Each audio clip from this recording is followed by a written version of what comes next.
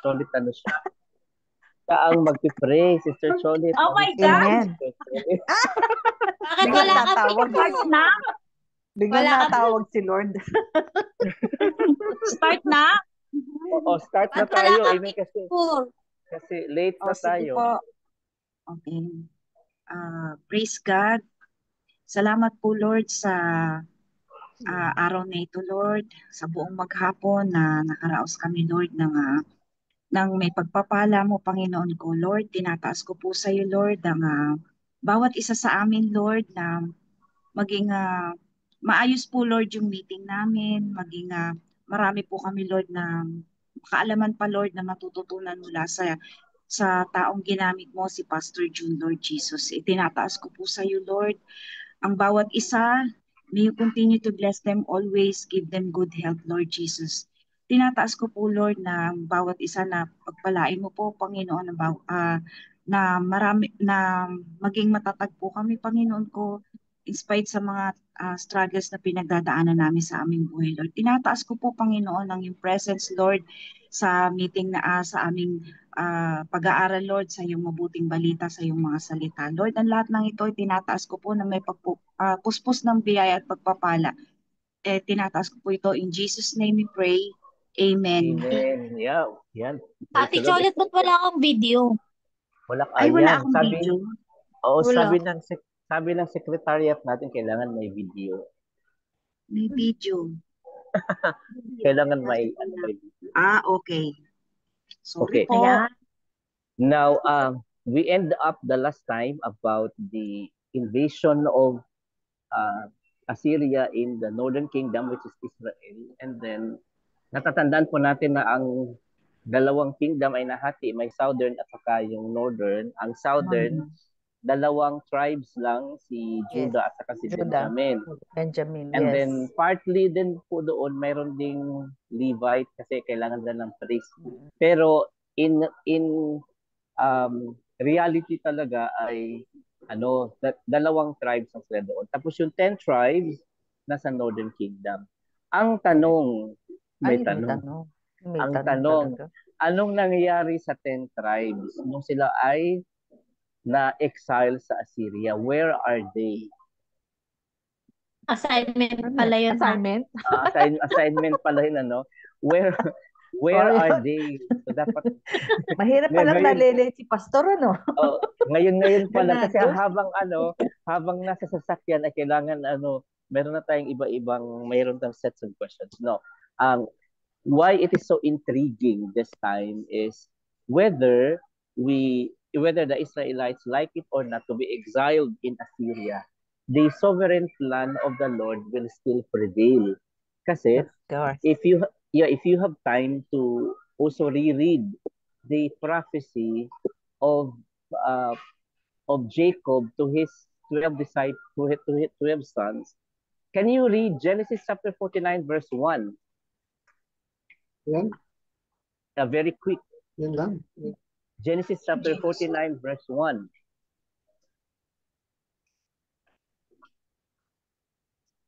Jesus.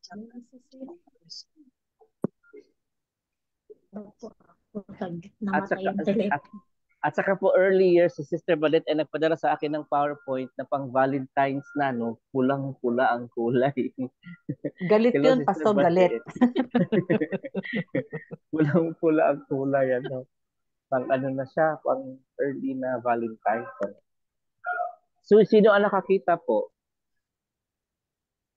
Aba, himala, mabagal. Genesis 49 verse 1. Nare-restart po.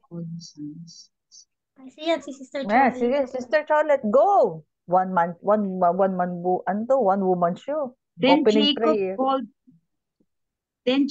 called his sons and said, "Gather around that I may add what will happen to you in days to come." Tama po ba? Yes. Tama yun.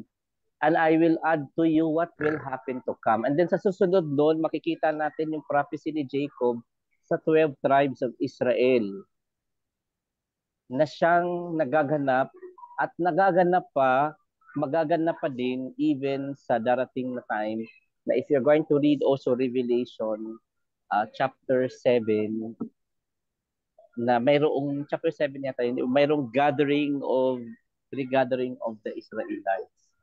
So, mayroong mga Israelites which is in the northern kingdom, also the Israelites, which is the southern kingdom, they call themselves Judah. Yung mga Judah at saka yung Benjamin na nag-exile sa Babylon, bumalik sa Israel. But the 10 tribes of Israel na nasa Northern Kingdom nga siya, ay kailangan nating i-trace kung nasa na sila ngayon. So, while I was in the bus and listening also to some commentaries about nasaan na kaya yung lost tribes of Israel. And then, meron tayong commentary na some of them went to India. Some of them became Pakistani or Afghanistan. Some of them became Ethiopian. So tinitingnan ko yung gilid ko, ay oo nga, may mga bigote na kalalago ng bigote ba.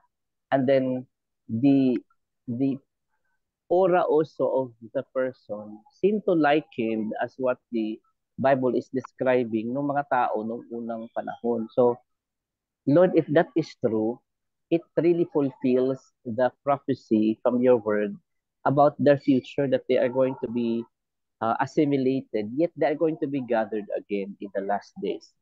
But before we are going to go to the core of our discussion, we are going to first turn our eyes unto the new song, which is being given to us by our songwriter. Sino yan, Sister Fes? Ang pangalan niya po ay si Ron Quinoli. Thank you po sa picture. Yan, siya po si Ron Quinoli. Siya po ay ngayon, he is holding a doctorate degree in music. So, I know some of you might have heard him singing. Black American siya, kaya you would always expect na medyo malaki ang boses niya.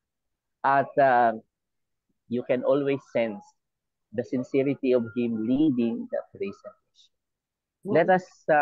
Let us hear out the song entitled Sing Out. Ang biblical basis ay Psalm 96.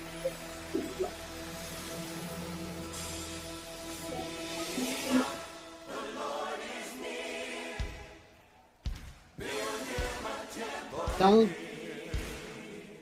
A palace of praise, a throne of thanksgiving, made for the King of Kings. Sing out a joyful song, His love goes on. When praises abound, His glory surrounds us, filling His temple here.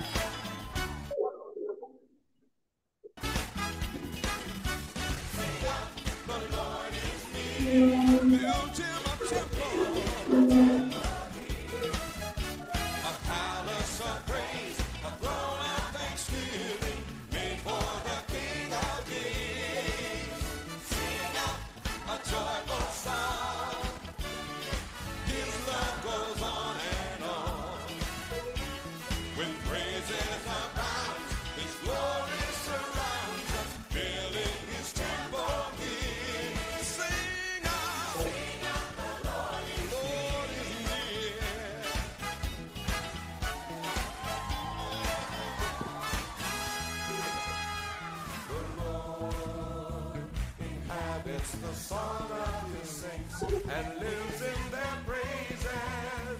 The Lord inhabits the song of His saints and lives in their praises. Oh, sing out! The Lord is here. Build Him a temple,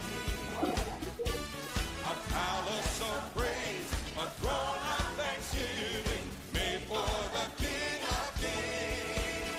Sing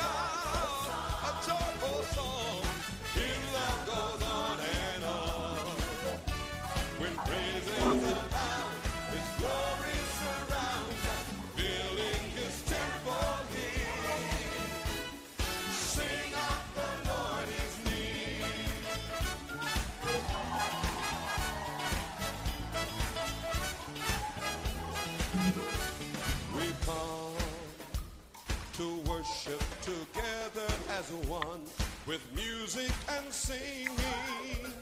Rejoice in all that the Father has done. Let's lift up an offering. Sing out. Build him a temple here. A palace of praise, a throne of thanksgiving, made for the King of Kings. Sing out, sing a joyful song. His love goes on and on. When praises are found, His glory surrounds us, filling His temple here. Sing out.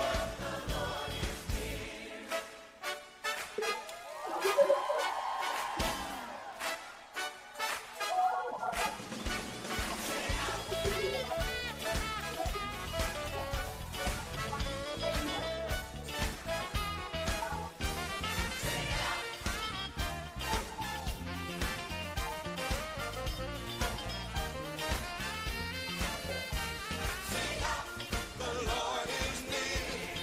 Build him a temple. A palace of praise, a throne of thanksgiving, made for the King of Kings. A joyful song. His love goes on and on.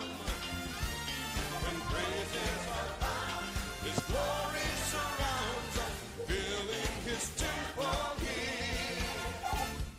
Build him a temple here. Build him a temple here. Sing out, the Lord is near. Sing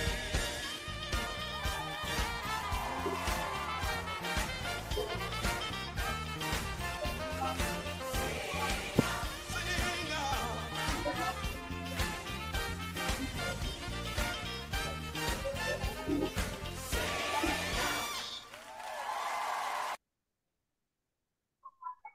Yun.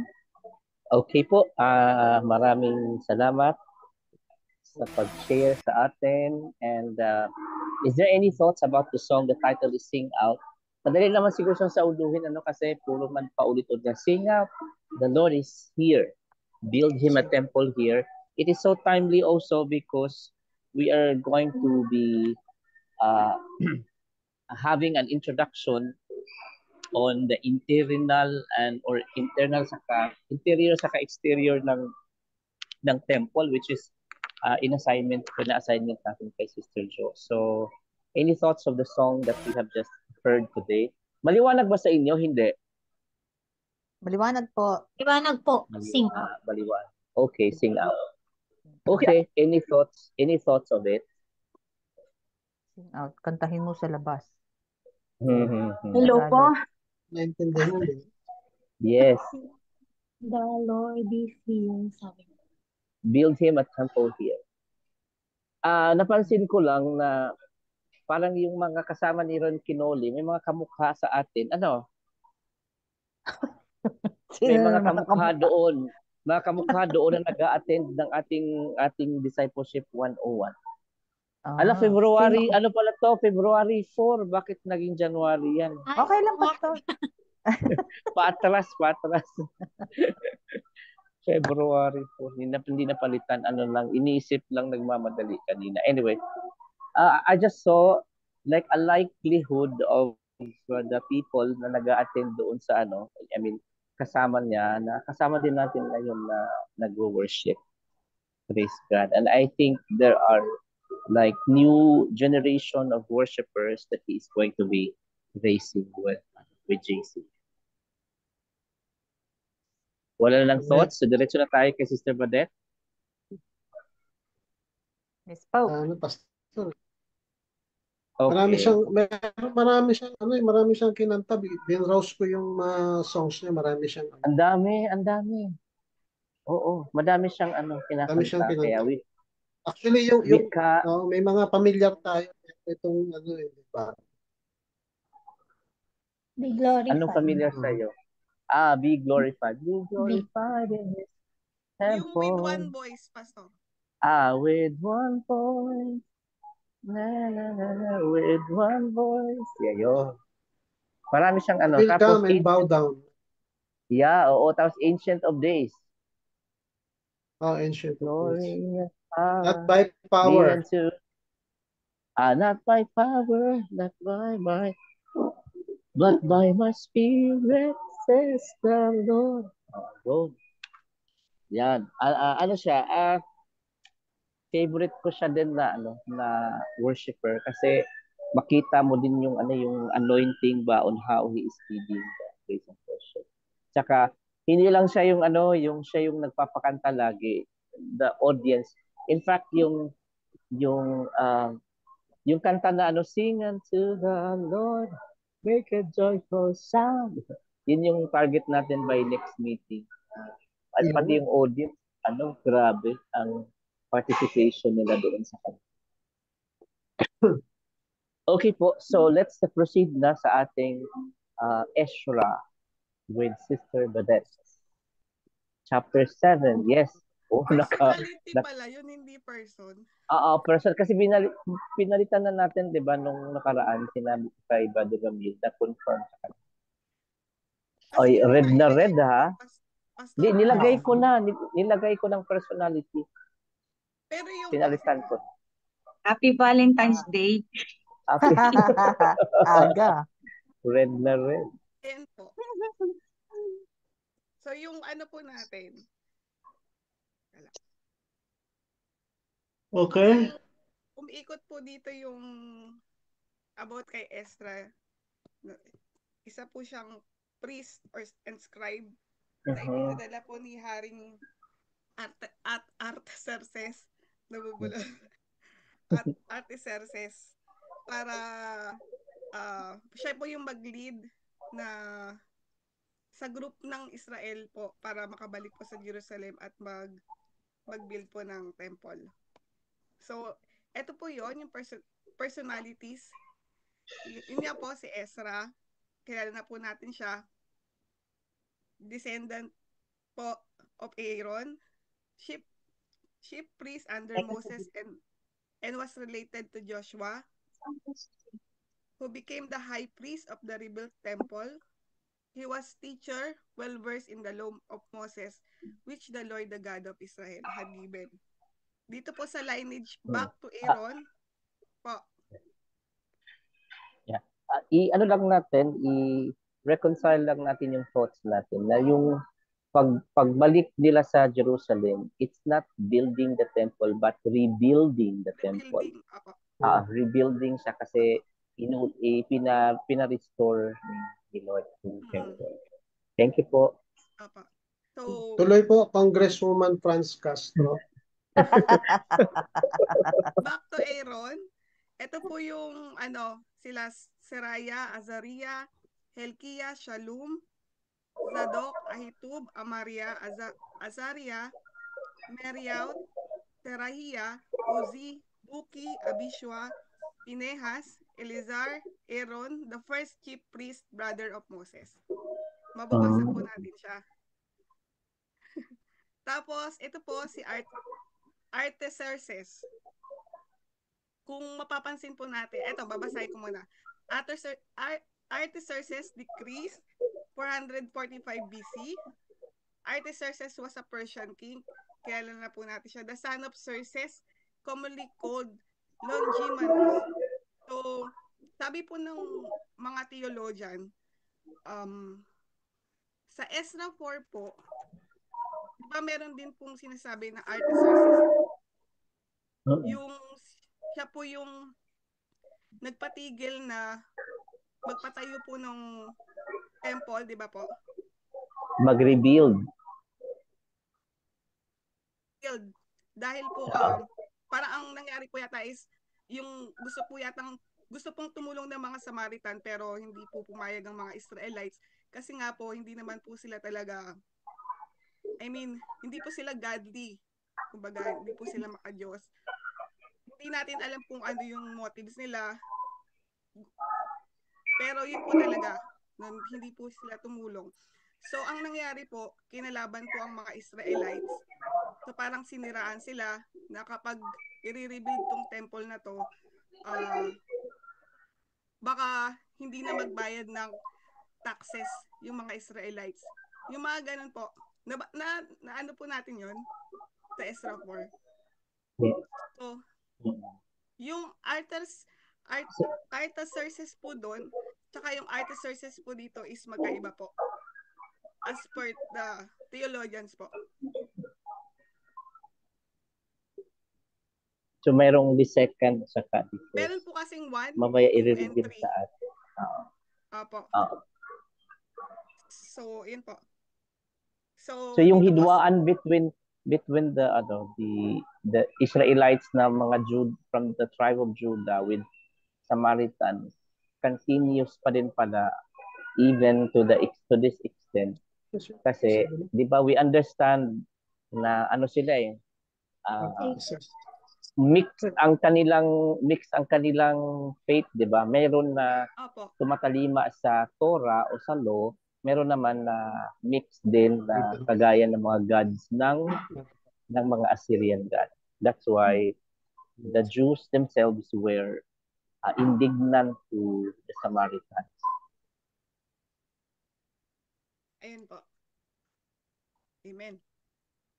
Dito po sa Artaxerxes personalities, siya po rin yung nag-grants kay Ezra permission to travel to Jerusalem, not only to teach the law of God, but also to help restore religious practices and appoint leaders.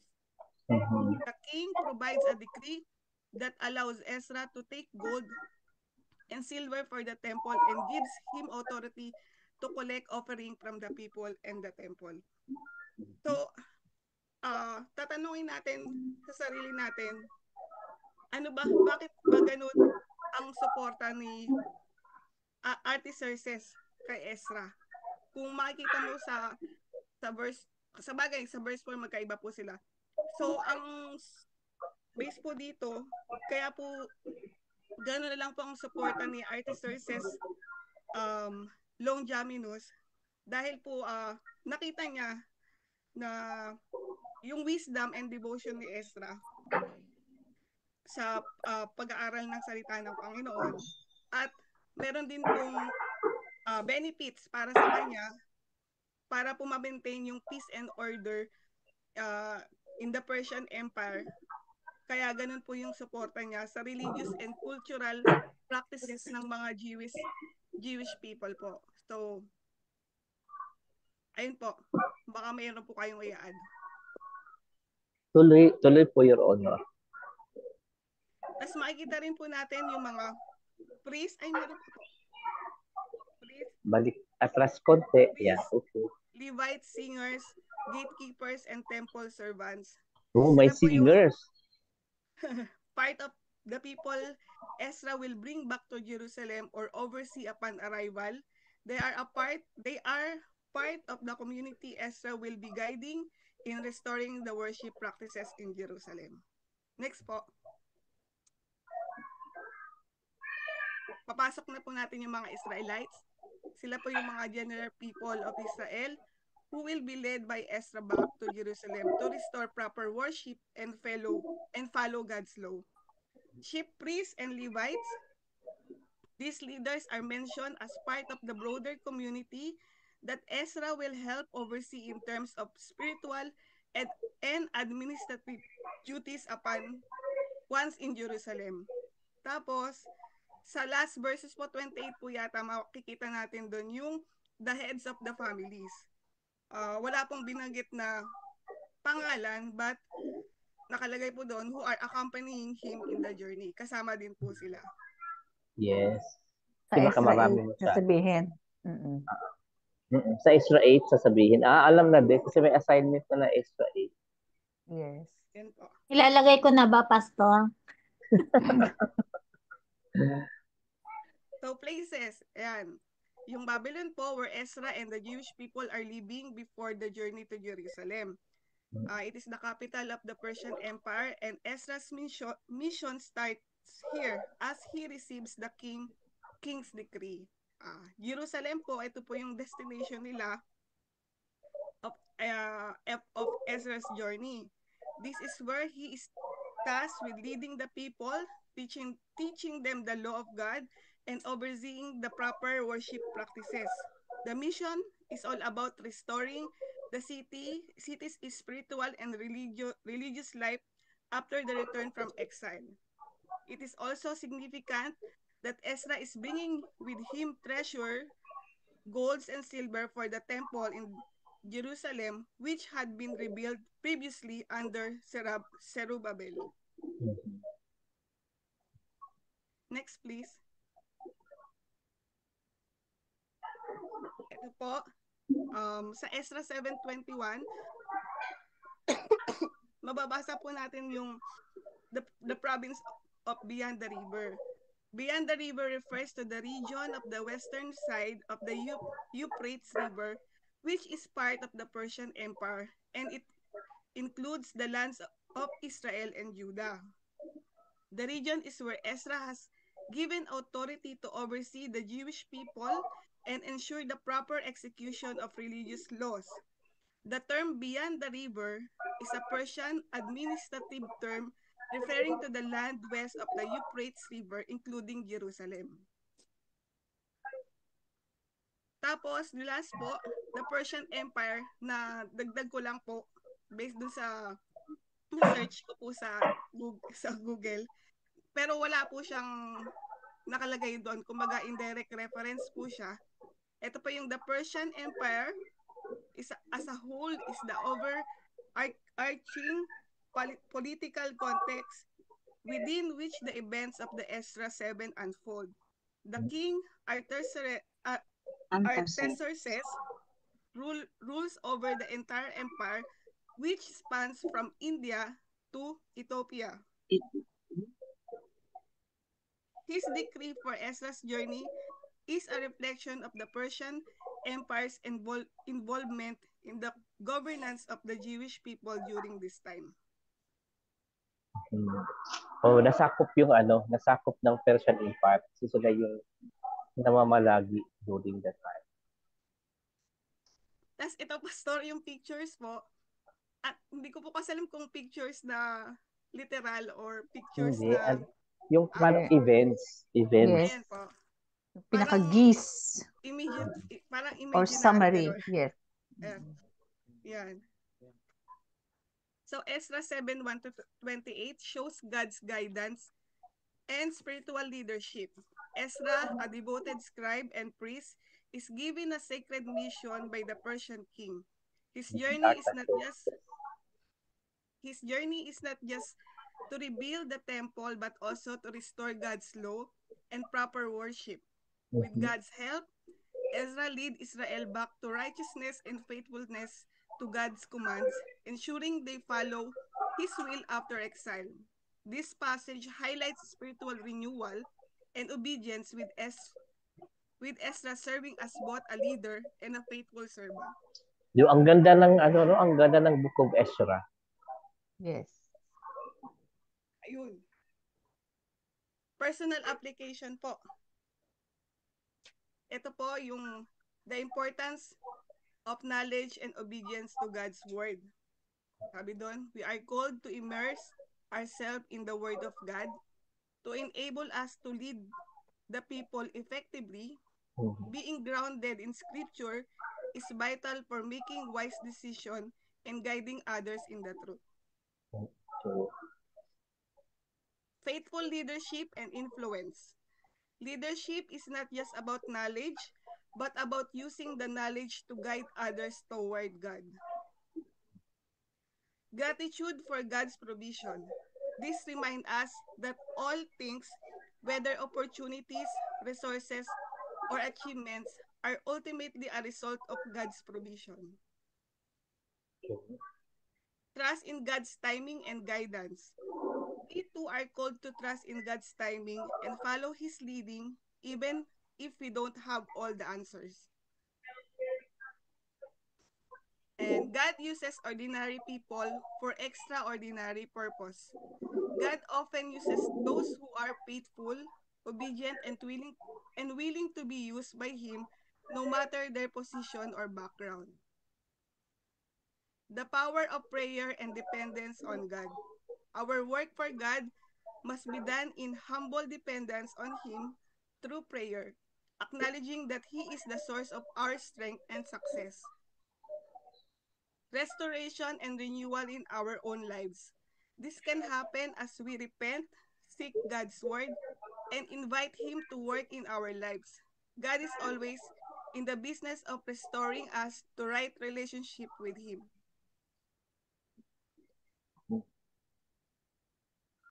So, ito po, para po to sa mga leaders,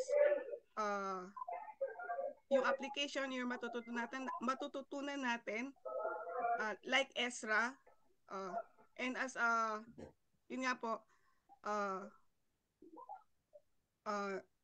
anak ng Panginoon, God has given us not only His infallible and inherent word to guide us in truth, but also teaches whom He has equipped to instruct us. Their teaching is not based on personal experience or perspective, but must be rooted in the Word alone. Therefore, we should pay attention to the godly and wise teachers the Lord has appointed in His church and thank God for the teachers He has provided. It is truly a blessing to sit under sound instruction in the Word of God. Kasi ngayon po, may napanood ako sa YouTube. Isa po siyang pastor. Parang nag-prophesy po siya na sinasabi na yung babaeng ito, nagbigay po siya ng pangalan na yun po yung mapapangasawa niya. Tapos po, since hindi naman po sila rooted sa salita ng Panginoon at na-convince po silang magpakasal, after po nilang magpakasal, kumbaga, muntik na pong mamatay yung babae dahil sa pananakit nung napangasawa niya. So, kailangan po talaga na we must be rooted in the Word of God. Huwag po tayong maniniwala na ang sabi ng Panginoon, ito yung mapapangasawa mo, ganyan. Yung mga ganun po. Like Ezra po, kailangan po yung mga leaders natin katulad nun, na talagang he's fully devoted sa salita ng Panginoon.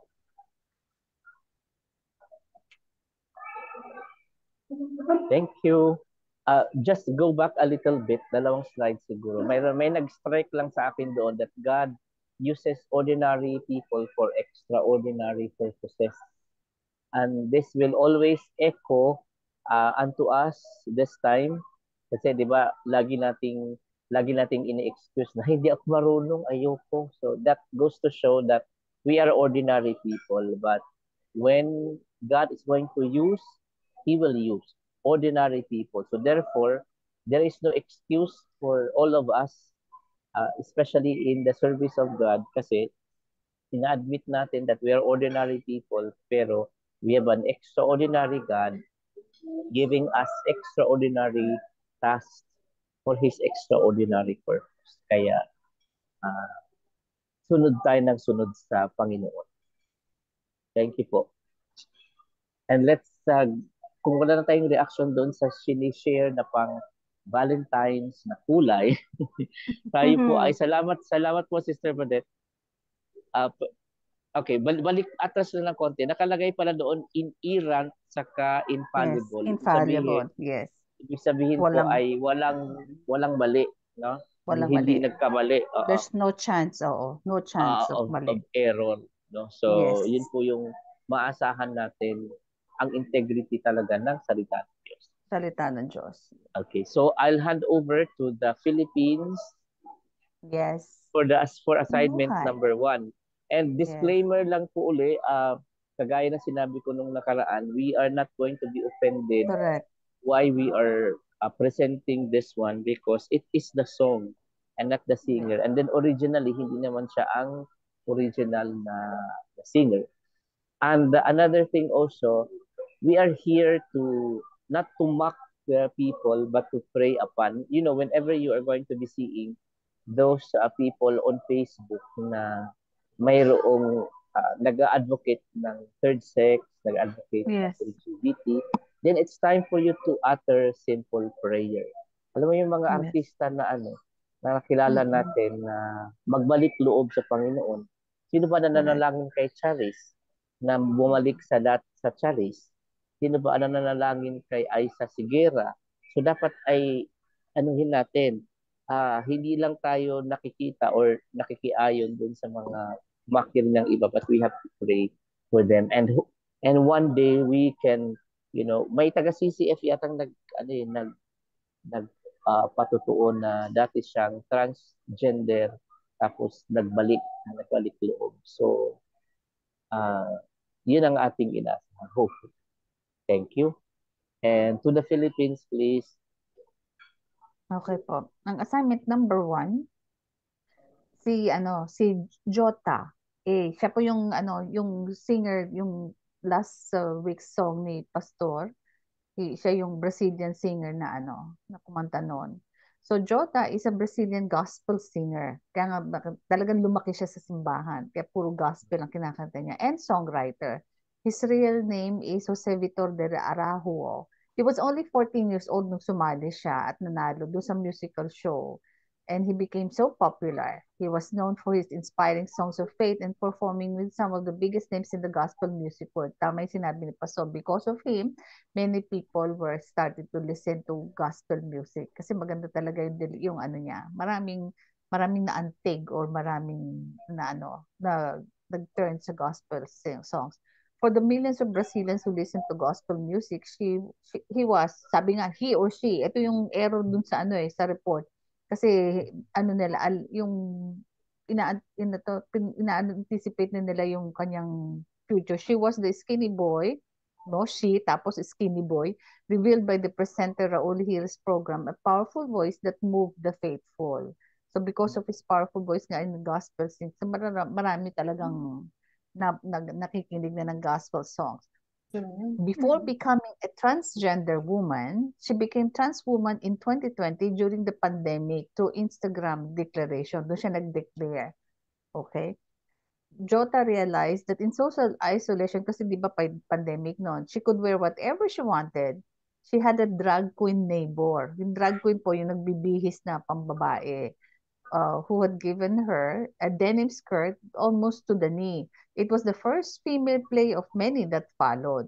Kasi during the pandemic, doon na siya sa bahay. So sabi niya nga in isolation, parang doon niya nahanap yung kanyang freedom. She knew that traditional Brazilian family talk was not the practice experienced by many church grown up. Sabi, ito yung yung traditional yung nakikita niya sa kanyang paligid. I've seen many pastors take mistresses and I've done those things too. Okay? Pag sinabi siguro I've done this thing too, ibig sabihin he was also like them, unfaithful. The motto was do it, but do it half hidden. Ito yung na pwede mo namang gawin, pero itago mo. Jota A is no longer a Christian. Yun ang nakakalungkot. And is now working on surgery to complete transition as a female. Surprisingly, his family and relatives who were dependent on his livelihood gave him encouragement in his newfound freedom to express. Jota A, from gospel singer to gay. Yun po yung kanyang kinahinatnatan. Sabi ko nga, ito yung palagi ko sinasabi na formula from the preaching of Gideon. When there is peace and prosperity, peace plus prosperity equals forsaken God. Minsan kasi yung 'di ba, Pastor, no, kapag ikaw ay sobrang popular at wala naman nangyayaring sa iyo, that is the time then when you turn your back to God. And this is what happened to Jota. At the 14 years old, his popularity was overwhelming for him. So he thinks that he can do whatever he wants. So yun po yung kanyang katayuan ngayon. He's part of the LGBTQXIJKLMNOP. Okay po, on next assignment. Yes, next assignment. Assignment number 2. Huwag kang mag-alala, Sister Chorit, hanggang 10 po yan. Assignment number 2. Who were the Assyrian kings who interfered in the events of the history of Judah and Israel? We all know that the previous assignment, Assyrian Empire po is pinakamalakas during that time. Okay? Yan yung before Babylon. Before Babylon. tinalo sila ng Babylon. Pero during that time, sila yung pinakamalakas na empire. Sino daw yung mga king na nakialam o nasama dun sa history ng ng Israel? Una-una si Sennacherib. He attacked Jerusalem during the reign of King Hezekiah of Judah. Okay? He captured 46 of Judah's fortified cities, rebuked by the Lord who sent an angel to kill 100. Yes. May nakita akong doon sa YouTube. Wahad angel. Yes, Wahad angel only. Sabi niya again, imagine when the Lord Jesus says that I have how many? 75,000 angels to yung sinabi niya na dineclare niya. Sabi samantalang ito, isang angel lang pumatay ng 185,000. So doon mo makikita that these angels are really powerful. Tapos tsaka syempre sent by God. And we can see also that when Assyrian army are going to be raiding a certain place, they're going to raid in multitudes. Tingnan mo yan, ang Yes. dami. Correct. They Oo, will sa dami ensure talaga na mananalo sila by the number. Correct po. And dahil sa nangyaring yun, ayan, umuwing luhuan, he returned to Assyria after receiving tribute from Judah. He was later murdered by his sons. Alam natin to, di ba? Yung dalawang anak niya tumakbo sa Armenia. Okay. Nasa Armenia sila ngayon. Tapos ang si Tiglath-Pileser, sometimes King Pul of Assyria. Okay, captured Ijob. Ito yung mga na-capture niya ng mga lugar. He deported the inhabitants of the cities to Assyria. O yan, na-touch na rin natin yan. And interacted with King Pekah of Israel. Okay, na-touch na rin natin dyan last week. So kagaya nung Judah, may first deportation, may second deportation. Ito, correct. Parang yata, first deportation ata yan. Parang gradually. Yes po. Correct. Mahilig silang mag-deport, no, Pastor? Tapos yung mga kasi ayaw magbayad ng settlement. Yung mga tao naman nila, gusto na naman nila ilagay doon sa lugar na yun. Tapos may Leon. Correct. Si Sargon II also managed to subjugate, ibig sabihin take control the Israelites in the neighboring kingdom of Judah, but were unable to annex their territory outright. Okay. Hindi siya nagtagumpay. Si Sargon II, yes. Tapos si Shalmaneser V invaded Israel as part of God's punishment for Israel's persistence. So, ito yung alam natin na Kristiyano, sabi nga diba that kanina,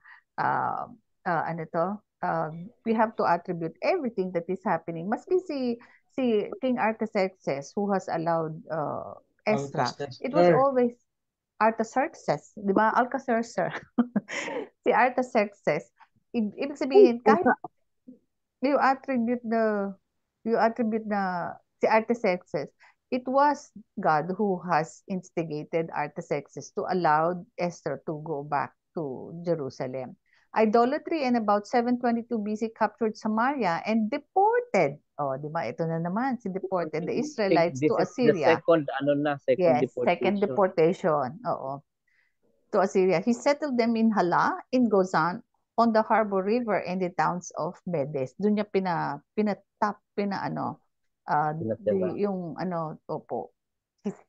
Next slide. May pa ba, Peps? Wala na, no?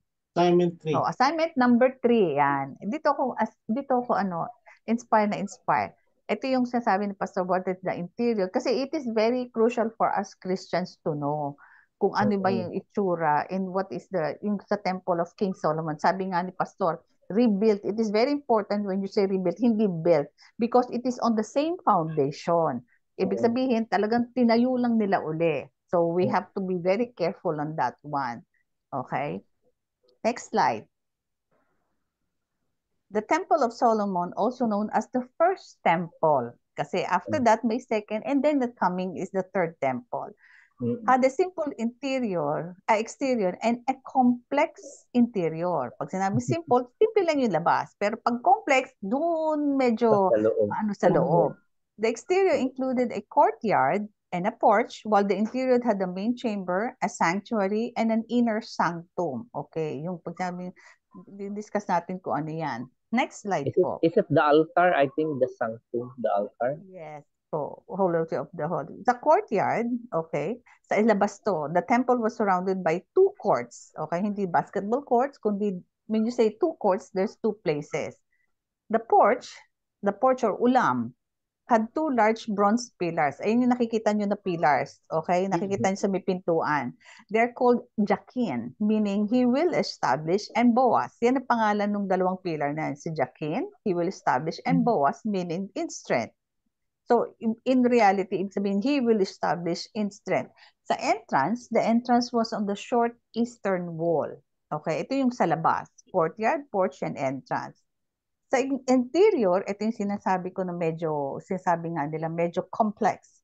Hekal, meaning palace, temple. The main chamber or sanctuary were religious services for held.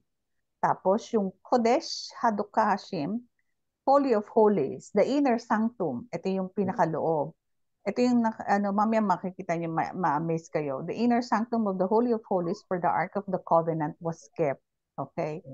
Cherubim, ito yung these two 15-foot tall gold cherubim were placed in the Holy of Holies to guard the ark. Tapos sa walls of the sanctuary were lined with cedar and decorated with carvings of cherubim, palm trees, and flowers. Yung the floor of the sanctuary and the main room were overlaid with gold. Daming gold during that time. And gold ay galing sa Ophir. Okay. The doors to the inner sanctuary were made of wild olive wood and decorated with carving of cherubim, palm trees, and flowers. Next slide po. Ito na. Sabi ko nga dito, for better understanding and insight, it is very important po na panoorin natin to at makinig. Dahil there's so many revelations in this para makita natin kung ano itsura ng Solomon's temple. Kaya pala lumaki ang file, naging 200. Yes. Correct. Director, visual, please.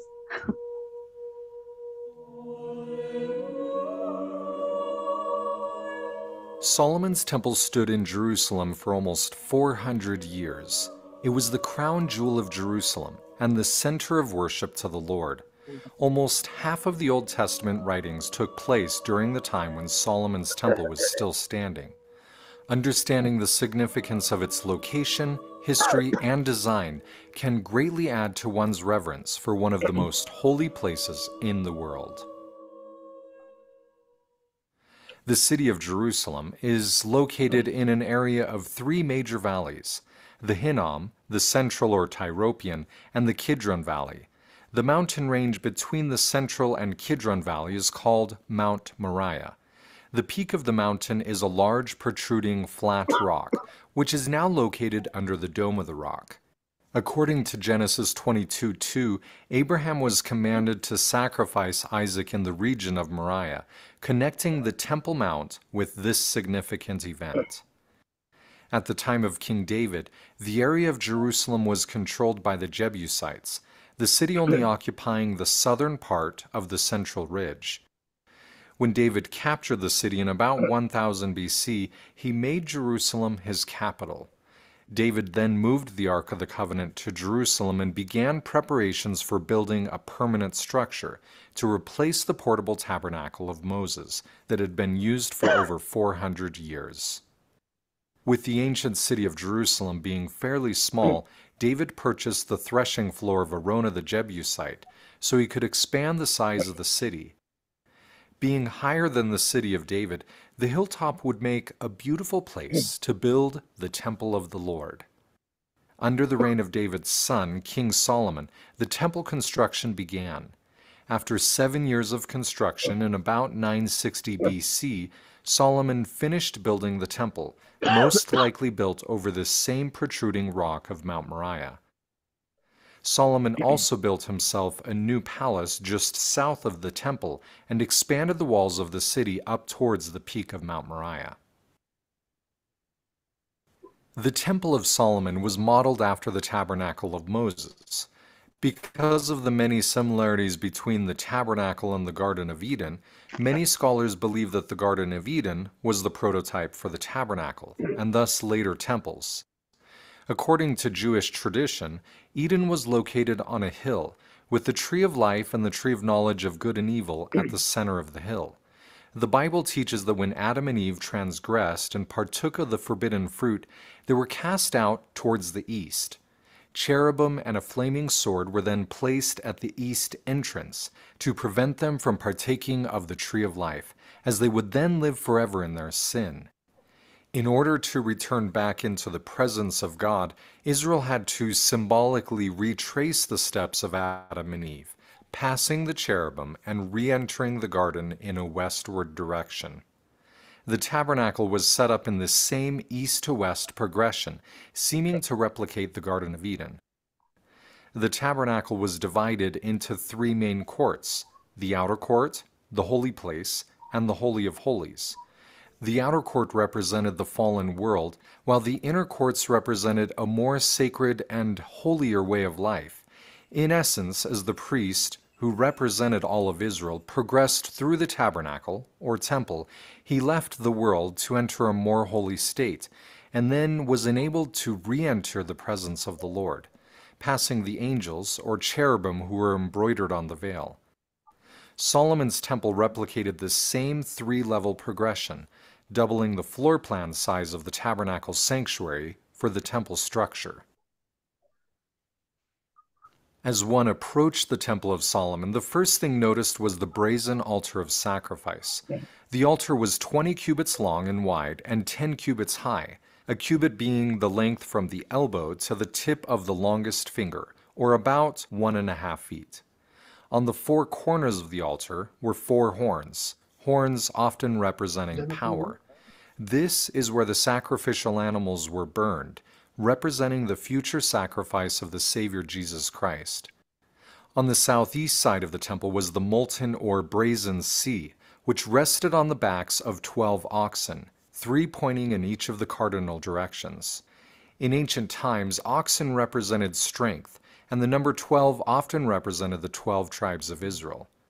Water from the larger brazen sea was poured into 10 bronze water basins on both sides of the temple, which could then be wheeled around the outer court for various washing and cleansing rituals by the priests.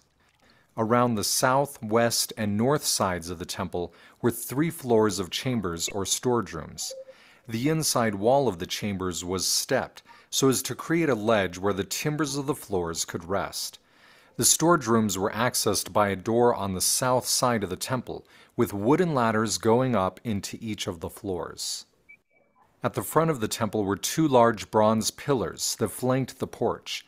The pillar on the left was named Boaz, and the pillar on the right was named Yakin. The tops were decorated with lily flower petals and pomegranates. Pomegranates were a sign of prosperity and posterity because of their many seeds, and were also found on the bottom hem of the clothing of the high priest. The main temple doors were made of 2 large bifolding doors covered in gold with cherubim, palm trees, and open flowers.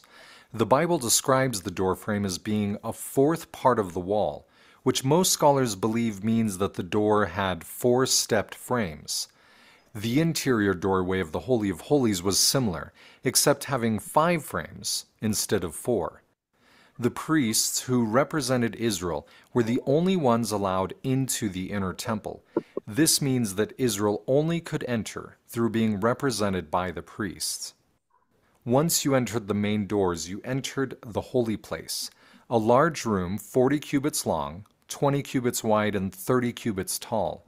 The room was overlaid with gold and decorated with cherubim, palm trees, and open flowers, possibly alluding to the beauty of the Garden of Eden. The room was lit by 10 large menorahs, 5 on each side of the room, that were constantly burning, and narrow windows on each side of the top of the room. On the right side of the room was located the table of showbread, which had 12 large, flat, pita-like loaves. The priests ate and then replaced the showbread every Sabbath, similar to our weekly partaking of the communion or sacramental bread. Breaking bread and sharing a meal with someone in ancient times represented that you were at peace with them and was a sign of brotherhood, love, and forgiveness. Directly in front of the Holy of Holies was the altar of incense. The altar was similar to the altar of sacrifice in that it had a square footprint and also had 4 horns, 1 on each of the corners. However, on the altar of sacrifice was burned the flesh of animals, while upon the altar of incense burned a sweet combination of incenses. The incense burning before the veil of the temple represented the prayers of the saints ascending to God before the veil, a reminder that before we can enter God's presence, our lives, prayers, and actions must become a sweet savor unto the Lord. Only the high priest was able to enter the Holy of Holies, and only on one day a year, the Day of Atonement. Before entering, the high priest passed through a beautifully embroidered veil woven from purple, red, blue, and white threads. The colors were the same as used in the ephod and breastplate of the clothing of the high priest, minus the gold thread. Embroidered on the veil were cherubim, who symbolically guarded the dwelling place of God. As the high priest passed through the veil, he had to pass these angels, who, like in the Garden of Eden, guarded the way back to the presence of the Lord. Upon entering the Holy of Holies, you would find that the room is in the shape of a perfect cube, being 20 cubits wide, long, and tall. The walls were likewise overlaid with gold and decorated with cherubim, palm trees, and open flowers. 2 large cherubim flanked the Ark of the Covenant, which was in the center of the room, with their wings stretching from one side of the room to the other. This room is where the presence of the Lord would dwell, and represented the final goal and destiny of all Israel. Solomon's temple was not only a landmark for the city of Jerusalem, but more importantly, the dwelling place of the Lord. The layout represented Israel's progression back into God's presence and was designed to teach Israel that it was only through the infinite sacrifice of the sinless Messiah that they could once again enjoy the presence of the Lord. A sacrifice that would be performed on a cross only a short distance from this holy mountain.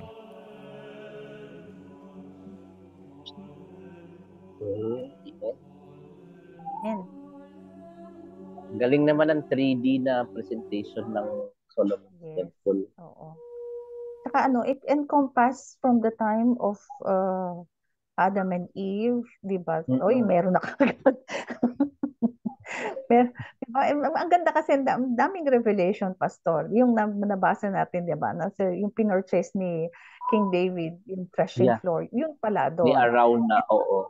Oh, yung sinasabi nyo na rebuilt, it was on the same spot where Yes. isang Mount Moriah, yung kay Abraham, it is on the same spot where the Temple of Solomon.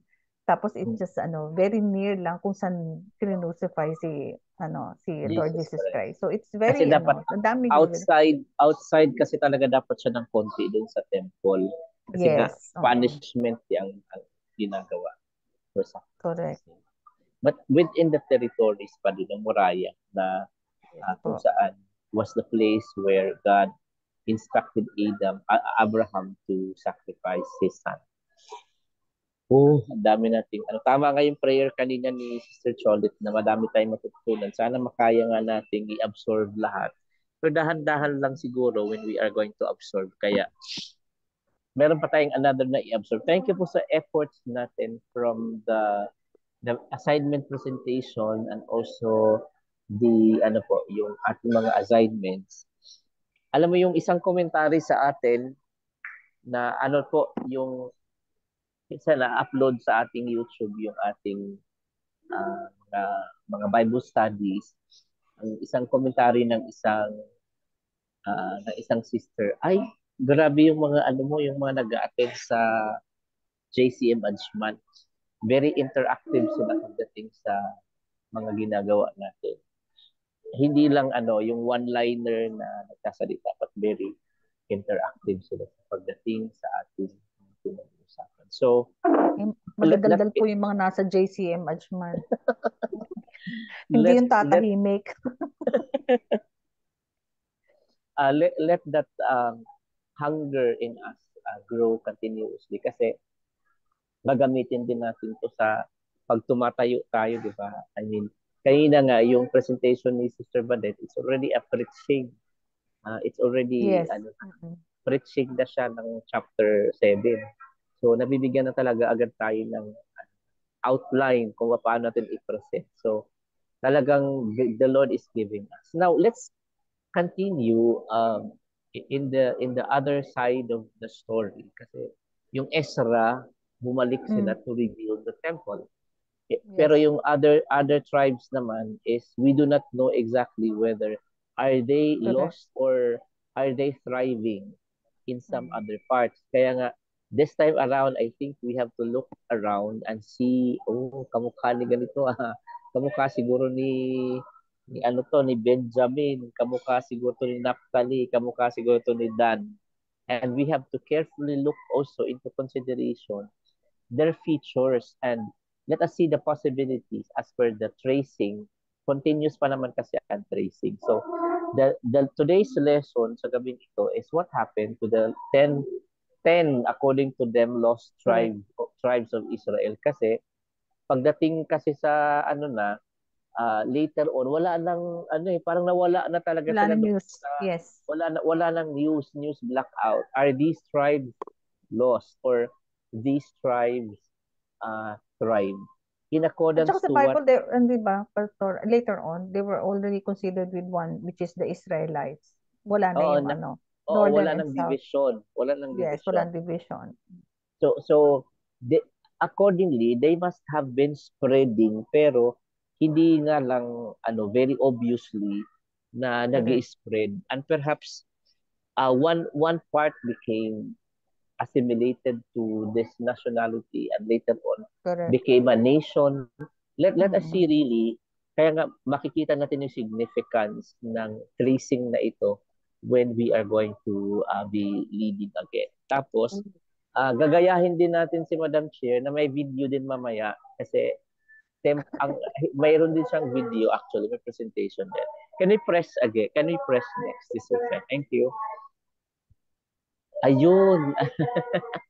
Ito na yung naka-green. Sambat yun. Sambat yun. Kanina red. Red. Ito green. Now, let me just have a background. Di ba, ang legend according to the story, mayroon kasing other part ng scripture we call Targum, which is Hebrew Hebrew translation, partly of the Bible and parang historical din. Ang according to them is that ang mga Israelites when they exiled sa Assyria ay they are being guarded with Sambathion River. Okay. Now according to the legend is that during the regular days ang Sambathion River very turbulent. Okay. Okay, hindi sila pwedeng Oo. So kaya lang nagiging nagiging pacify lang siya every Sabbath. Okay. So hindi naman sila pwedeng gumawa during Sabbath, tama? Correct. So dalagang sabi doon sabi sa legend, hindi sila makalabas-labas doon, hindi sila makabalik ng Israel kasi turbulent yung national sa kanila. That would supposedly would allow them to cross back doon sa Northern Kingdom. So even if this is like true, but let us see kasi it was like becoming the main reason bakit hindi sila nakabalik. Kaya nagkaroon na sinasabi na lost na sila ng tribe ng Israel. But let us explore what's really the story about this. Only one lang naman ang assignment natin for next meeting. Thank you po. Next slide. So we learned na during 722 BC, this now we assume that it was the second deportation of the Northern Kingdom inhabitants towards Assyria during the time of King Hoshea. At tuloy-tuloy na, that was 722 BC. Pero what happened to them? Press again. Okay. So let's watch. Gagayahin natin si Madam Chair. Wala na yung quadcom, tricom na tayo ngayon. What if I told you that the ancient nation of Israel, once united under King David and Solomon, split apart, and that 10 of its tribes vanished from history, scattered across the globe in ways that are still being revealed today? The 12 tribes of Israel form the bedrock of biblical history, yet the fate of 10 lost tribes remains one of the greatest mysteries of the Bible. Where did they go? Are they still out there? And what role do they play in biblical prophecies regarding the end times? The Bible tells us that God chose these tribes for a special purpose, but due to rebellion and sin, they were scattered to the ends of the earth. Today, groups across the globe, from Ethiopia to India, Asia, and even the Americas, claim descent from these lost tribes. Could the reappearance of these scattered descendants be the fulfillment of ancient prophecies? And what does this mean for the final chapter of human history? In this video, we will uncover the biblical origins of the 12 tribes of Israel, explore how 10 of them became lost, and dive into the claims of modern groups who say they are the descendants of these tribes. Most importantly, we will examine the prophetic significance of their return in the end times. Deep Bible stories will take you on a journey through time, showing how these ancient prophecies are still unfolding today. The origin of the 12 tribes of Israel can be traced back to Jacob, the grandson of Abraham, who had 12 sons.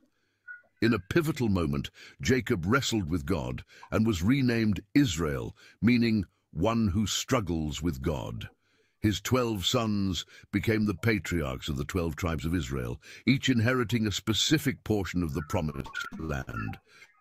The sons of Jacob and the tribes they fathered are Reuben, Simeon, Levi, Judah, Dan, Naphtali, Gad, Asher, Issachar, Zebulun, Joseph, whose 2 sons Ephraim and Manasseh each received their own inheritance, and Benjamin. These tribes together formed the nation of Israel, with the tribes of Judah and Benjamin occupying the southern kingdom, while the other 10 tribes, often referred to as the northern kingdom, settled in the north, under the leadership of tribes like Ephraim and Manasseh. As prophesied by Jacob in Genesis 49, each tribe had its own unique destiny, but it was their disobedience to God that led to their scattering and eventual disappearance from the historical record. Following the reign of King Solomon, the unified kingdom of Israel was torn in 2. The southern kingdom, called Judah, was composed primarily of the tribes of Judah and Benjamin. The northern kingdom, called Israel, consisted of the remaining 10 tribes, including Reuben, Simeon, Dan, Naphtali, Gad, Asher, Issachar, Zebulun, Ephraim, and Manasseh. The northern kingdom quickly fell into idolatry and rebellion against God. Despite warnings from prophets like Hosea and Amos, the people continued to reject God's covenant. In 722 BC, God's judgment came in the form of the Assyrian Empire, which invaded the Assyrian lands. The king of Assyria deported Israel to Assyria and settled them in Halah, in Gozan, on the Habor River, and in the towns of the Medes. 2 Kings 17:6. These 10 tribes were dispersed across the Assyrian Empire, and over time their identity as distinct tribes became blurred, earning them the title of the Lost Tribes of Israel. But are they truly lost? Or are they simply waiting to be revealed in the end times? The disappearance of the 10 lost tribes of Israel is one of the most intriguing mysteries in biblical history.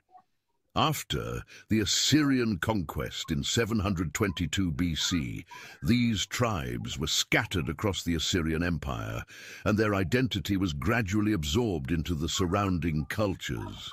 However, the Bible and Jewish tradition suggest that the 10 tribes were not entirely lost. They were dispersed among the nations, awaiting a prophetic return. Over the centuries, various groups across the globe have claimed descent from these tribes, holding on to ancient Jewish customs, traditions, and beliefs, despite their geographical isolation. Some of these groups have become prominent in the modern world, while others have remained obscure, but all claim a direct connection to the lost tribes of Israel. Here's a closer look at some of the most notable groups that believe they are descendants of these lost tribes. 1. Beat Israel, Ethiopian Jews, claiming descent from the tribe of Dan. One of the most well-known groups claiming descent from the lost tribes is the Beat Israel, or Ethiopian Jews, who believe they are descendants of the tribe of Dan. Their presence in Ethiopia stretches back for thousands of years, and they have maintained unique Jewish customs that set them apart from other African ethnic groups. The Beat Israel kept the Sabbath, practiced circumcision, followed kosher dietary laws, and observed various Jewish festivals even during centuries of isolation from the broader Jewish world. The Ethiopian Jewish community has long maintained that they are part of the lost tribe of Dan, one of the 10 northern tribes exiled by the Assyrians. Their oral tradition tells of a migration from Israel to Ethiopia via Egypt, where they established themselves as part of a long-forgotten branch of the Israelite people. This claim was supported by their religious practices, which mirrored those of ancient Israel and their unbroken tradition of Judaism. In the modern era, their claim was validated in the eyes of the Jewish world when Israel's rabbinate officially recognized the Bet Israel as part of the Jewish people. In the late 20th century, through operations such as Operation Moses, 1984, and Operation Solomon, 1991, tens of thousands of Ethiopian Jews were airlifted to Israel, fulfilling a modern echo of the ancient prophecies regarding the regathering of Israel's exiles. Their connection to the tribe of Dan remains a fascinating part of the wider narrative of the lost tribes, and their return to Israel is seen by many as part of the ongoing fulfillment of biblical prophecy. 2. Bene Israel, Indian Jews. Claiming descent from the tribe of Ephraim, the Bene Israel, located primarily in the western regions of India, trace their roots back to the lost tribe of Ephraim. According to their oral tradition, their ancestors were shipwrecked on the Indian coast centuries ago, possibly during the Assyrian exile, and established a small Jewish community in India. They remained isolated from the broader Jewish world for much of their history, but kept certain Jewish customs, such as observing the Sabbath, circumcision, and dietary laws. What's remarkable about the Bene Israel is that they survived for centuries with limited contact with other Jewish communities, yet managed to retain a strong sense of Jewish identity. Despite their isolation, their traditions have similarities to those of mainstream Judaism, and their claim of descent from the lost tribe of Ephraim is taken seriously by many in the Jewish world. In recent decades, some members of the Bene Israel have immigrated to Israel, contributing to the diversity of Israel's Jewish population and representing yet another potential fulfillment of the prophecy of the return of the lost tribes. 3. Pashtun tribes, Afghanistan and Pakistan, claiming descent from the tribes of Ephraim and Manasseh. The Pashtun people of Afghanistan and Pakistan, also known as Pathans, claim to be descendants of the lost tribes of Ephraim and Manasseh, the sons of Joseph. This claim is supported by their ancient traditions, many of which bear striking resemblances to Israelite customs. For example, many Pashtun tribes practice circumcision on the 8th day, avoid eating pork, and follow other cultural practices reminiscent of ancient Israelite law. One of the most compelling pieces of evidence supporting their claim is their oral tradition, which consistently refers to their Israelite heritage. For centuries, the Pashtuns have referred to themselves as Bani Israel, children of Israel, passing down stories that link their ancestry to the northern kingdom of Israel. Some Pashtun tribes even carry names that are similar to the names of the Israelite tribes, such as Rabbani and Levani. Scholars and historians are divided on the validity of these claims, but there's no denying the persistence of these traditions. With the Pashtuns numbering in the tens of millions, the possibility that they could be descended from the lost tribes adds a fascinating dimension to the broader narrative of the regathering of Israel in the end times. 4. Igbo Jews, Nigeria, claiming descent from the tribes of Gad and Zebulun. The Igbo people of Nigeria have long maintained that they are descendants of the lost tribes of Israel, particularly the tribes of Gad and Zebulun. The Igbo people have a strong cultural tradition that includes practices similar to those found in Judaism, such as circumcision on the 8th day, dietary restrictions, and the observance of certain religious festivals. Many Igbo believe their ancestors were among the lost tribes scattered during the Assyrian conquest.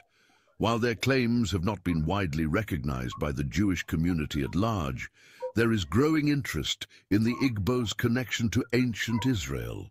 Many members of the Igbo community have formally converted to mainstream Judaism in recent years, and some have emigrated to Israel, seeking to reconnect with their long-lost heritage.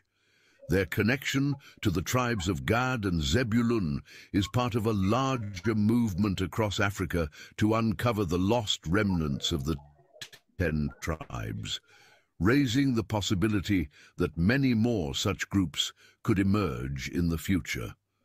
The Lemba, Zimbabwe and South Africa, claiming descent from the tribe of Levi.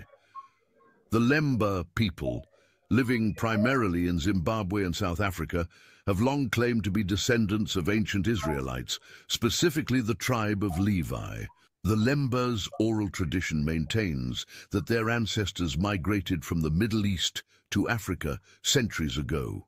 Their customs, including circumcision, kosher-like dietary restrictions, and the observance of a Sabbath, have intrigued scholars for years.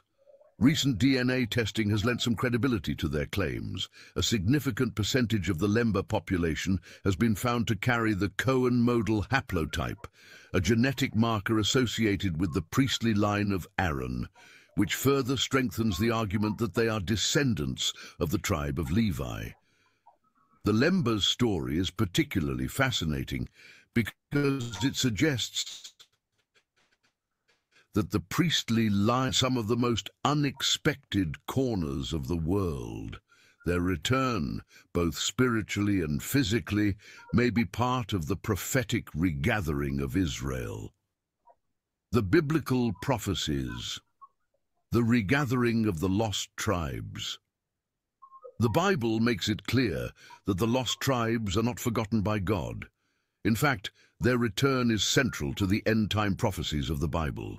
Ezekiel 37 provides one of the most vivid descriptions of their eventual regathering in the Valley of Dry Bones prophecy, where God promises to breathe life back into the scattered tribes and reunite them with Judah.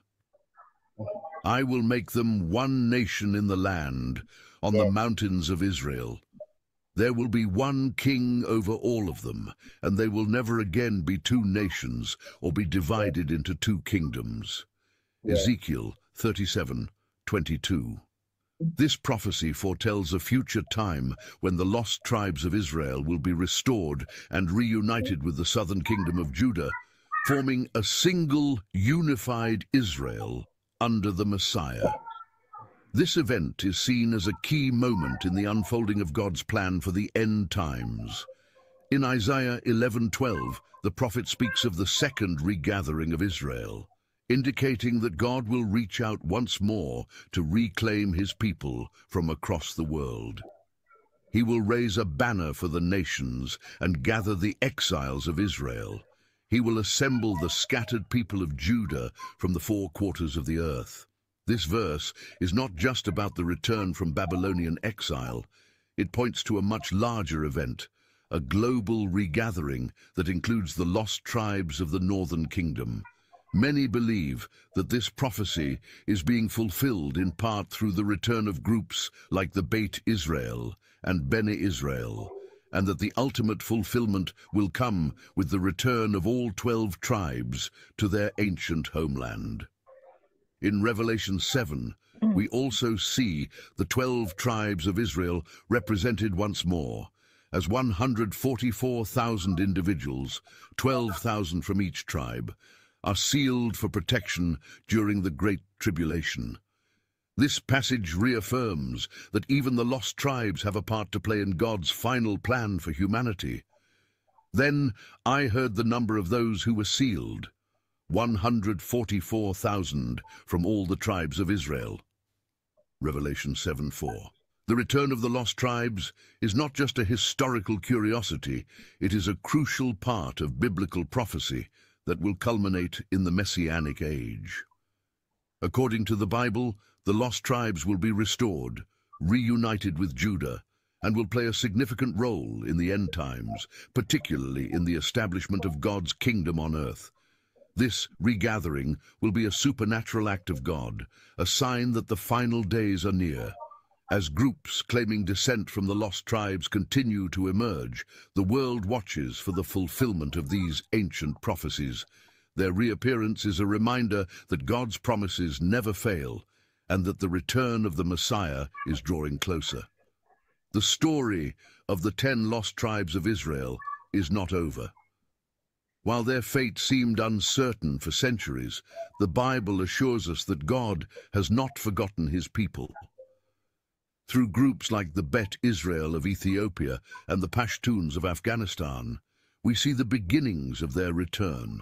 Prophecies in Isaiah, Ezekiel, and Revelation tell us that these tribes will play a key role in the end times, when they will be gathered from the far corners of the earth and reunited with the tribes of Judah under the rule of the Messiah.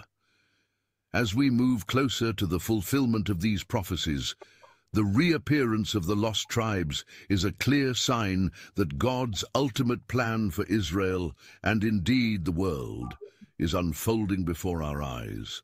If this deep dive into the 12 tribes of Israel and their prophetic role in the end times intrigued you, make sure to like, subscribe, and share this video from Deep Bible Stories. Thank you. Nalungkot What if naman I ako dun, told Pastor. Thank you po. Bakit? Naluoy naman ako. Asan ang Pinas? Ano ba Nandun yan? na. Oh, Mali i- na. Hintay i-try din ako nyo, ng sir. Pinas eh. Ha? Oo, Hintay din ako na sasabihin ng Pilipinas. Kaya nga. oo. Wala pang ano eh. Pero dito natin makikita, siguro ito ipopost natin sa ating pong GC kasi medyo maliit siya sa ating paningin yata makikita. Pero you can trace naman the other past. Kasi sinasabi niya, 'di ba? The 10 lost tribes, the unfolding of where they are is still a phenomena these days. So it Yes. will continue to ano pa din. I mean, we are Continue. still Baka sa susunod tayo, Peps. looking for. Pero kung titingnan naman kasi natin, Pastor, yung lahi natin, yes po, ibig mo sabihin, yung mga Israelites ngayon, Judah lang yon, tsaka Benjamin. opo, yung nandun sa yung Sa nakabalik Maine. sa Oo. Maine. Ay, hindi, Ah, mix na ngayon, mix kasi di Oo, ba? halo na. Even Pinapunta nila Ethiopia eh. Oo, di kasi mayroon din galing Germany, di even yung ba? mga time ni even after ni Jesus, even yung time ni Jesus Christ. Nung time ni Jesus, majority, yun, mga Judah sa Benjamin. Yes. Ito Nung pa. time ni Jesus. Oo. Benjamin Pero, na yon. Benjamin and kasi, Judah. Judah.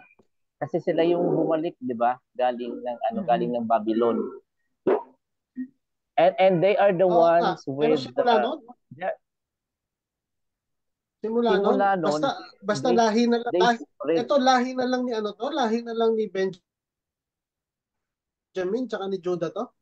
Itong during the time of Jesus, Tsaka hanggang ngayon up to present. up to present mix na. Halo Meron na. pa. Oo. Halo Halo na. na. Kasi 'di ba may bumalik na din galing ng Europe. Oo. At saka actually, di ba, Pastor, sa lahat ng 12 tribes, ang pinakamarami is from the tribe of Judah. 'di ba? Mm-mm. Sila yung prominent talaga. Kaya nga sila yung Kaya, nangunguna dun sa ano eh. Even on the transfer of the Ark of the Covenant, yung tribe of mm, Judah ang nanguna. mm. Actually, yung demographics ngayon, talagang it's still parang ang data is still in the making kasi Oo. It's still ah progressing pa. progressive pa talaga kung baga iti-trace. May pag-asa Pero pa tayo. with yung Baka manasi sinasabi tayo. na with the ano, 'di ba? Kung titingnan mo yung ginamit pa nila DNA Yes. Oo. to Nag-DNA prove test. Meron silang to, ano. to prove na may priestly uh Mm-mm. ano yan, giftings from the tribe of Levi. Oo. Masyado talaga silang interested din yung Doon. mga Christian Affirmation. scientists ngayon na to really know, of course, to Yes. prove the Mm-mm. validity of the claims. So, Mm-mm. itong nasa screen natin, that would be our personal reflection kasi nandoon makikita natin. Siguro pa-picture na lang si Sir Pe at i-share sa ating GC para makita natin yung parang chart Mm-mm. ito na historically you can also say, in fact, nakalagay diyan si Manasa may pumunta din ng United States Malamang tapos Pilipino yan, Pastor. Mahilig yung pumunta sa US eh. yung si Ephraim nandun sa British Commonwealth. So Ba yan? may mga part talaga na Ate, they were yung airplane, tingnan mo parang malapit sa Philippines, oh. Sa mapa. aywa Ano ka ba? Di ba talaga sabi nga nila, ang Garden of Eden daw, nasan daw? Nasa Philippines, oh, di ba? Philippines daw ang ay Garden of Eden. masyado naman hindi naman ganun. So wag Layo tayo naman sa Euphrates, wag no? wag nating hindi paliwanag. Ano Pasig tayo? River lang yan. Asa. Pasig River, umaasa lang umaasa Asa lang. lang. You know, when I was listening to that video, especially when they mentioned Afghanistan and also Oh, Pakistan, no Pakistan, no mga one patan. no wonder po na alam niyo po sa Kanad worshiping community ngayon sa Al-Ain, may may mga pastor na po na Pakistan. Mm. Mayroon na po silang congregation na din Pakistan. So uh, fulfillment na tinatawag din sila talaga ni Lord na they are Mm-mm. also being gathered and Correct. we can pati yung mode of dress nila, 'di ba? Kung titingnan natin, pang Jewish eh, 'di ba? Ganun ang mode of dress nila na Now, pahaba lang now I understand, Pastor, bakit yung mga African countries, especially the black people, are very, yung intense sila, di ba? Mm-mm. Even on the worship and in the word of God. Sabi ko nga ganyan, pag nagba-Bible study kami, mas alam nila yung Bible kaysa kami na pag nagba-Bible study sa JCM dati eh. Masyado silang O what saka you call this? pagka nag-worship sila, pagka nag-attend sila ng Yes. service, kahit yung aming naobserbahan doon sa yung taga Cameroon doon Mm-mm. sa Fujairah, meron talaga silang dalang Bible na printed. Correct. Dala-dala talaga nila kasi kung ano pinipreach ni pastor, tinitingnan mo talaga sa scripture yung mga yung mga black. So talagang they are into that because that's part of their calling. So ito enjoyable na makikita yan kung kasi kanina doon sa video tinitrace ang grandson ni Abraham, which is si Jacob, and this is a summary of that, and that would also include tracing para matrace natin baka may pag-asa o makarating Malamang. makarating sa Nandun tayo kay bansa natin. Oo. Saan mo gustong tribe, Peps? Si Simeon? Saan tayong tribe gusto mo? Mamili ka. Tayo pipili. Okay. Let's press again before we are going to end. Bigyan lang po natin ng emphasis yung sinabi natin kanina na Yung binasa ni Yes. Sister Cholet na Prophecy. Oo. yung prophecy na I can tell you what will happen to you in the days to come. And because of this prophecy, yung the supremacy of the Lord remains Correct. at hand, na Yes. even it tarries, na na-disperse man sila sa ibang lugar, pero kung makikita natin ngayon, aba, sa mga lahi pa lang ito, may lahing Hudyo itong mga ito. Kasi Ako, Pastor, makikita, ano lang, yes, yung revelation ko lang ngayon. Kasi before, I used to think na yung, di ba sa prophecy nga na when the children of Israel will go back, sabi niya, that is the time. I was thinking, na yung talagang from the Israelites, pero this was open me na talagang meron palang from the other countries na talagang from the tribes of Israel. So yung pala yung yung prophecy. Akala ko mga Israelita lang na umalis. Yung pala mga may mga dugong Israelita din pala Correct. itong mga kaya parang this time around magre-respect na talaga tayo ng tao. Oo. Na hindi na natin Correct. sila i-mockery or hindi na natin pwedeng kumbaga i-belittle yung mga tao. So isa-isahin natin si Reuben, ito yung prophecy para sa kanya, no? Turbulent as the Yes. waters, you will no longer excel, kasi ito yung nag-ano Oo. siya may kasalanan siya, no? Concubine. Pero Oo. concubine. Tapos may next, actually hanggang verse 28, nandyan yung isa-isang prophecy nila. Yes, blessings. Nakasulat yung kanilang magiging kapalaran sa kanilang buhay. Simeon and Levi are brothers, pero they are engaged in weapons. So, Di ba pinagtanggol nila yung kapatid nila? Di ba si Diana ba yun? Dinah. So, and then we can also see the same kind of characteristics of peoples these days, right? Yung mga gumagamit ng weapon. So baka Correct. nandyan, mayroon din sa kanila. For defense purposes. And then makikita natin si Judah na malaki ang kanilang tribe. Okay? So malaki ang kanilang tribo. So sila talaga ay sinabi sa verse 10, the scepter will not depart from Judah. So Judah, yes. Nandiyan yung mga king. No? They will rule. Kaya mga most of them are leaders. Malamang si Prince William yan. Yung bansa, di ba? Titignan natin. And then the following verses will see a Zebulun o mga seaman. Dito tayo, dito. Mukhang tayo dyan mukhang Zebulun tayo. Mukhang pasok tayo kasi sabi dyan, no? Next po ay verse 13, sabi dyan, ano nakikita natin dito? Mukhang mga farmer. Yan, si Ikasakat. Pasok din tayo dito. Pwede rin tayo dito, Pastor. Okay, pasok din tayo dyan, So may mga nagtatrabaho sa farm, okay? Yes. Ito naman, nasa court. Ay, wala tayo dyan. Congress lang nandoon. Nasa court yan, mga lawyers siguro yan. Next please, makikita natin si Dan. And next please ay makikita God. Ano to? Mga Mga Somali to, Pastor. Mga raiders. Oo, mga Somali. Mga raiders, Yan yung Afghanistan tsaka Pakistan.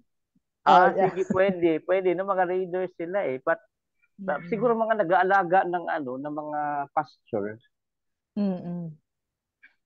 Ito, mga mayayaman. Mayayaman, mga king, mga royal. Pero sila? Baka nagpe-pastries ito kasi kasi pastry chef. Pastry chef. Set tree that bears beautiful food. Ano naman ang nito?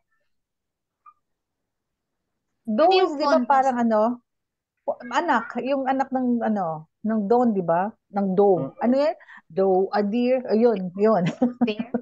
Parang I family mean, ng ano beer. sila, mga herders?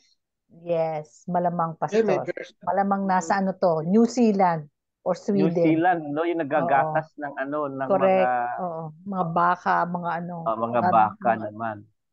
Okay, ano naman, si Joseph, dalawa to eh. oo, si Fruitful Manasseh tsaka si vine siya eh. Oo. Tapos, and they are spreading also. And Siya yung nextly, napunta sa US, tapos yung napunta sa US, saka napunta sa sa Europe British. sa Mm-mm. British. British And community. then taking into consideration also Coca-Cola. yung napunta sa Amerika, if you are going to be following, 'di ba ang nag-discover si Amerigo Vespucci? Also Mm, they are exiles from Europe eh.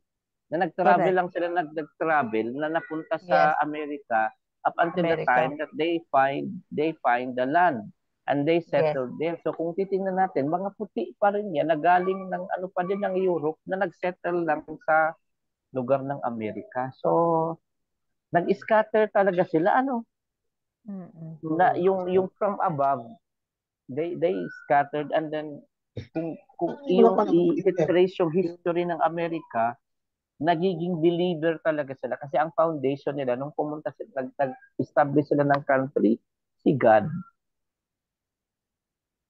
Ito. In the evening divines the plunder. Ano din to? Warrior. North Korea yan. North Korea, Pastor. North Korea. Warrior. So, grabe. Okay. Next, please.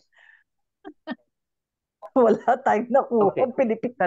Sandali, si Benjamin, as far as I know also, he tried to explore India, as far as I know.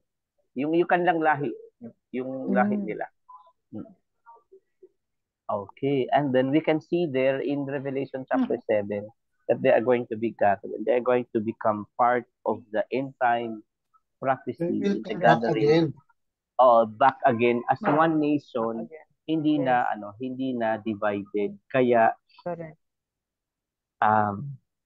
I'm just excited that we were able to explore this learning na this time around na makikita natin yung prophecy that is unfolding in our eyes, na in fact na nakita nga natin itong mga tao na to dito sa UAE, na witness natin na Lord, partly pala yan, mga Israelites na nag-scatter lang. Dami revelation. They're going to be gathered one more time, and especially in Revelation also they are being represented as being sealed. So hindi yan for sure itong Revelation, hindi yan spiritual, but may number 144,000. Correct. Pero hindi din yan na sila lang ang maliligtas. Kasama tayo, hindi pwedeng hindi tayo kasama. Oo. Hindi Of pwedeng course. hindi tayo kasama. Tayong 12,001. Oh. Kasama tayo doon na may kaligtasan. Okay. So thank you po. We will end in that manner, and then we will continue by next meeting, and praise God. What are your takeaways tonight? Ay, daming revelation. Daming learnings, Pastor.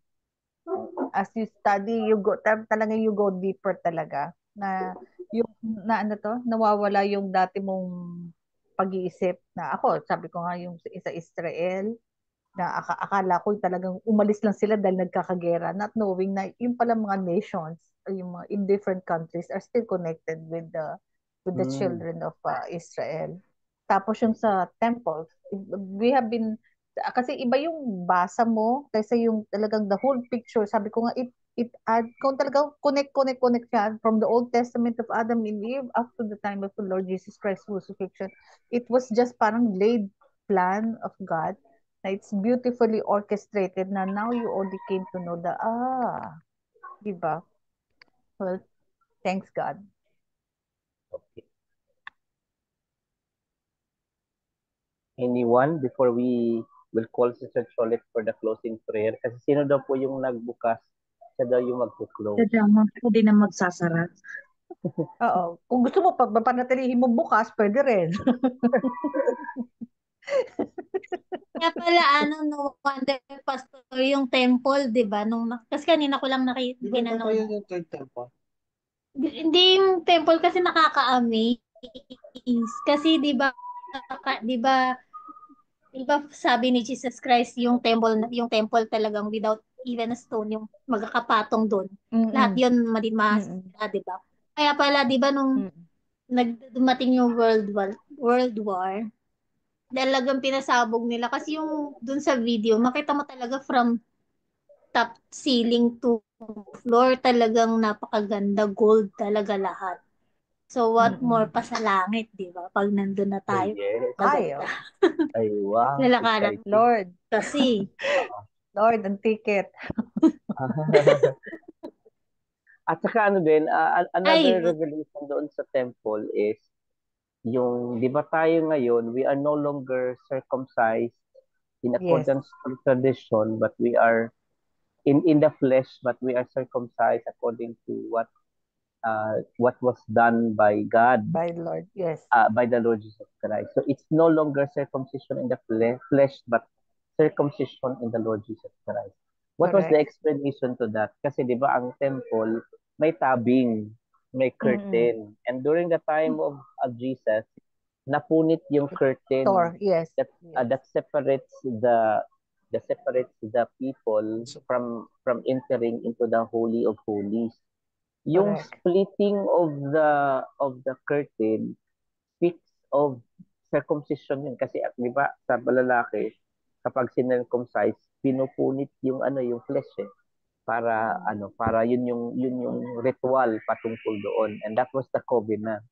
And in here, Mm. since in the new covenant we are already circumcised with the Lord Jesus Christ, we are circumcised in Him, not in flesh, but in the Lord Jesus Christ, Yes. because of what He has done.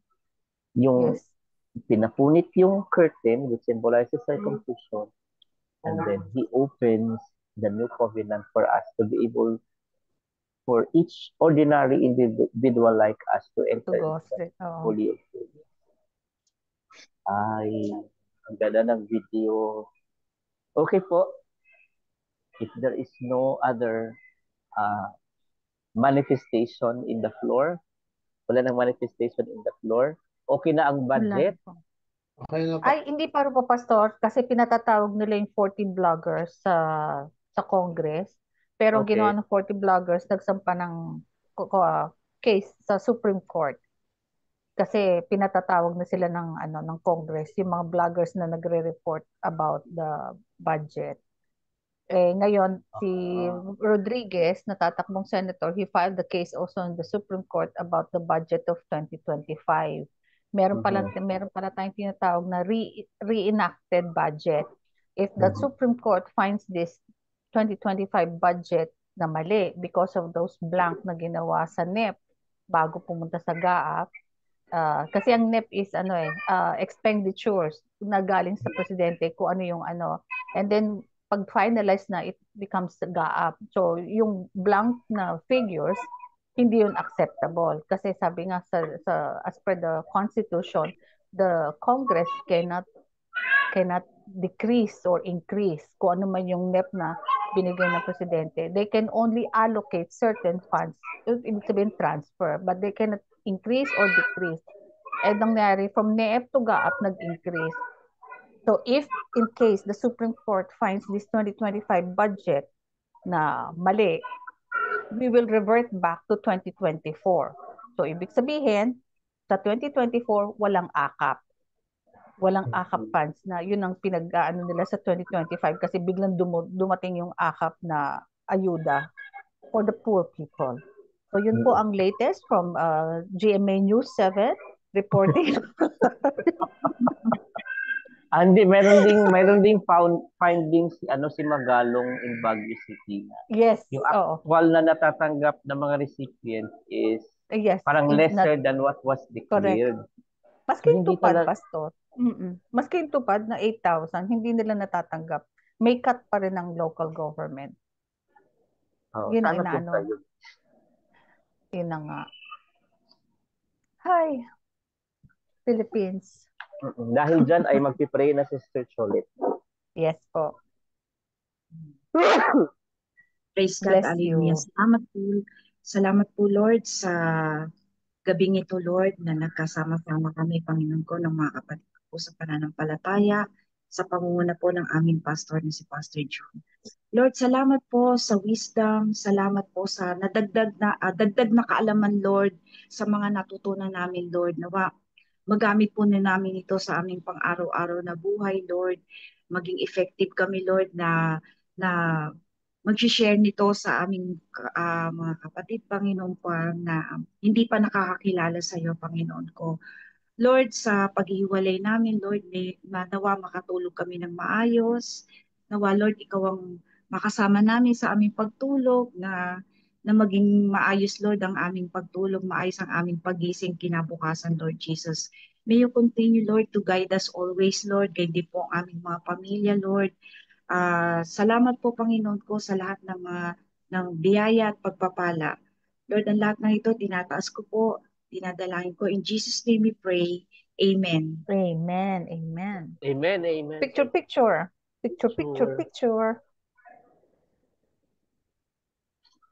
Picture na Sister Badet. Badet, are you there, Badet? Kasi hindi makaget over kay Artaxerxes eh. Alcacercer na lang. 1, 2, 3, smile. Si Artaxerxes, o di ba?